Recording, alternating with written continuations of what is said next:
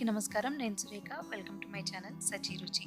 నా ఛానల్ని first time చూస్తున్న వాళ్ళు తప్పకుండా సబ్స్క్రైబ్ చేయండి. అండ్ సబ్స్క్రైబ్ చేసి పక్కనే ఉన్న బెల్ ఐకాన్ని కూడా యాక్టివేట్ చేయండి. అప్పుడే నేను ఇలా వీడియో పెట్టగానే మీకు అలా నోటిఫికేషన్స్ వచ్చేస్తాయి. మనకి వినాయక చవితికి ఎన్ని వెరైటీ ప్రసాదాలు చేసి పెట్టినా ఇంకా ఏదో తక్కువైంది అనిపిస్తుందండి. కానీ టైం ఏమో సరిపోదు. అలా కాకుండా ఇలా చిటికలో నిమిషాల్లో అయిపోయే 2 వెరైటీ ప్రసాదాలు ఇవాళ చూద్దామా? 2 కొబ్బరితోనే చేస్తాము ఇవాళ చూపించే వెరైటీలు. కాకపోతే ఒకటి కండెన్స్డ్ మిల్క్తో అండ్ ఇంకొకటి బెల్లంతో చేస్తాం. ముందుగా కండెన్స్డ్ మిల్క్తో చేసే కొబ్బరి లడ్డూలు ఎలా చేయాలో చూద్దాం. ఒక ప్యాన్ తీసుకొని అందులో 1 స్పూన్ నెయ్యి వేసుకోవాలి. నెయ్యి కొంచెం కరిగాక బాగా తురిమిన కొబ్బరి అండి. కొబ్బరి చిప్పలకి మనకి వెనకాల బ్రౌన్ కలర్ వస్తుంది కదా, అదంతా పీల్ చేసేసి కొబ్బరి తురుముతో బాగా తురుముకున్నాను. దీన్ని ఒక 2 నిమిషాలు ఫ్రై చేసుకోవాలి. మనకి కొబ్బరి పచ్చి స్మెల్ రాకుండా మంచి నెయ్యిలో వేగిన మంచి స్మెల్ వస్తుంది కదా, ఆ స్మెల్ వచ్చేదాకా వేయించుకోవాలి.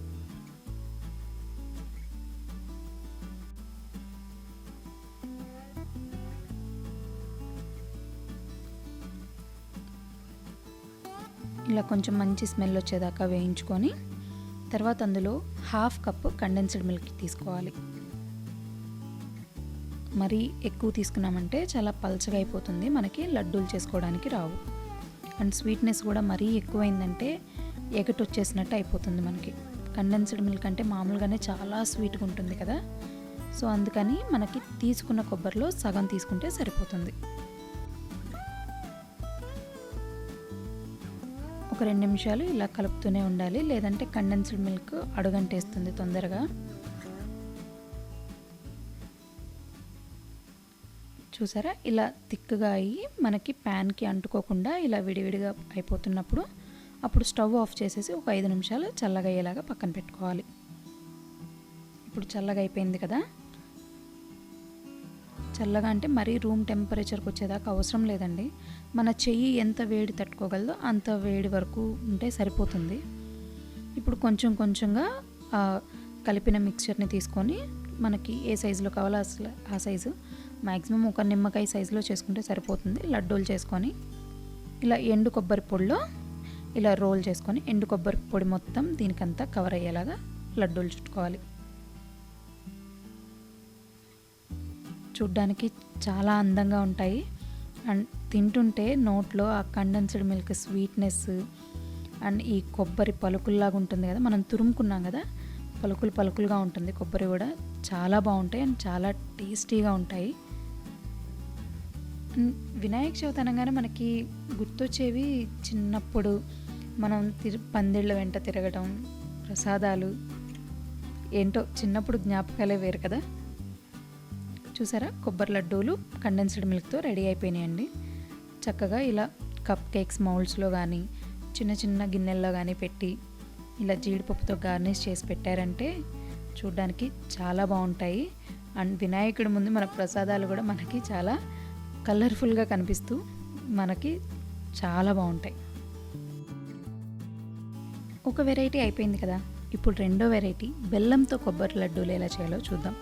వీటిని మనకి చిన్నప్పుడు కొబ్బరి లౌజులు, కొబ్బరి ఉండలు అని అమ్మ వాళ్ళు పెట్టేవాళ్ళు కదా, అవన్నమాట.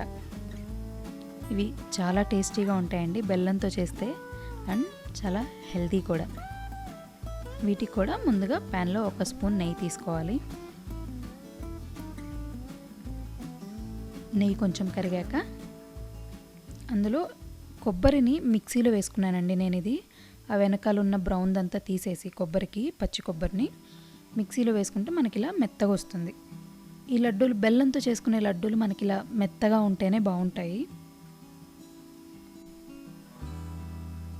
ఇలా కొంచెం దోరగా వేయించుకోవాలి. మనకి దీన్ని మీడియం ఫ్లేమ్లోనే పెట్టుకోవాలి, ఎందుకంటే కొబ్బరిని బాగా మెత్తగా చేసుకున్నాం కదా, అడుగంటేసి తొందరగా మాడిపోయినట్టు అయిపోతుంది. అలా కాకుండా కొంచెం దూరగా కలర్ మారే వరకు మంచి స్మెల్ వచ్చేదాకా వేయించుకుంటే సరిపోతుంది. ఒక 2-3 నిమిషాలు వేయించుకుంటే మనకి ఆటోమేటిక్గా కలర్ చేంజ్ అయిపోయి మంచి స్మెల్ వస్తుంది. చూసారా, కలర్ చేంజ్ అయింది కదా.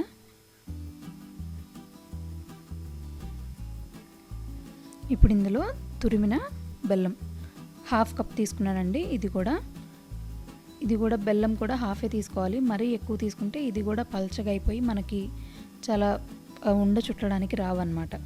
అండ్ స్వీట్నెస్ కూడా మనకి సగం తీసుకుంటే సరిపోతుంది, ఎందుకంటే పచ్చి కొబ్బరి ఆల్రెడీ స్వీట్గా ఉంటుంది.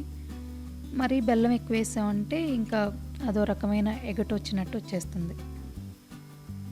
బెల్లం కరగడం స్టార్ట్ అవుతుంది కదా వేడికి. బెల్లం మొత్తం కరిగిపోయి చూసారా ఇలా ఆల్మోస్ట్ కరిగిపోతుంది.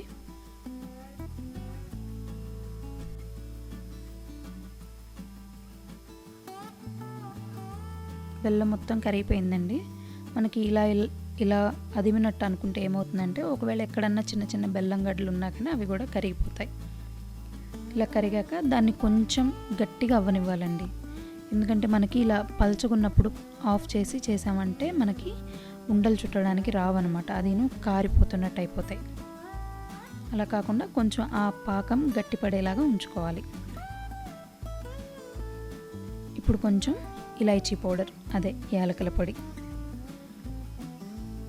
వేసుకొని ఒకసారి కలిపేసుకొని కొంచెం ఈ మిక్స్చర్ థిక్గా అయ్యేలాగా, అంటే కొంచెం గట్టి ముద్దలాగా అయ్యేలాగా చూసుకోవాలి. చూసారా ఇలా పొల్లాడుతూ అలా అయిపోయింది కదా. ఇప్పుడు స్టవ్ ఆఫ్ చేసేసి దీన్ని కూడా మన చెయ్యి ఎంత వేడి తట్టుకోగలదో అంతవరకు చల్లారబెట్టుకుంటే సరిపోతుంది. ఒక 5 నిమిషాల్లో చల్లగా అయిపోతుందండి. కొంచెం అరచేతికి నెయ్యి రాసుకొని చిన్న చిన్న లడ్డూల్లాగా చేసుకున్నామంటే కొబ్బరి ఉండలు రెడీ అయిపోయినట్లే. మనకి చిన్నప్పుడు కొబ్బరి లౌజులని కొబ్బరి ఉండలని పెట్టేవాళ్ళు కదా. కొబ్బరి లడ్డూలు నైవేద్యంగానే కాదండి, మనకి అప్పటికప్పుడు స్వీట్ తినాలనిపించినా కూడా చక్కగా 10 నిమిషాల్లో చేసేసుకోవచ్చు. చాలా టేస్టీగా ఉంటాయి అండ్ చాలా తొందరగా కూడా అయిపోతాయి. మరి మీరు కూడా ట్రై చేస్తారా? ట్రై చేసి మీకు ఎలా వచ్చిందో నాకు కామెంట్స్లో చెప్పండి. అన్నట్టు మర్చిపోయానండోయ్, కొబ్బరి లడ్డూల గురించి చిన్నప్పుడు చాలామంది అన్నా చెల్లెళ్ళతోనో అక్క తమ్ముళ్ళతోనో కొట్టుకొనే ఉంటారు. నేను మా తమ్ముడైతే పిచ్చిగా కొట్టుకునేవాళ్ళం కొబ్బరి లడ్డూల కోసం. అలాంటి అల్లరి పనులు లేదంటే చిన్నప్పుడు జ్ఞాపకాలు మీకేమైనా గుర్తొస్తే నాకు కామెంట్స్లో చెప్పండి. ఈ వీడియో మీకు నచ్చితే లైక్ చేయండి, షేర్ చేయండి, అలాగే నా ఛానల్ని సబ్స్క్రైబ్ చేయడం మర్చిపోవద్దు. అండ్ తప్పకుండా ఫేస్బుక్ అండ్ ఇన్స్టాగ్రామ్లో కూడా డైలీ అప్డేట్స్ కోసం ఫాలో అవ్వండి.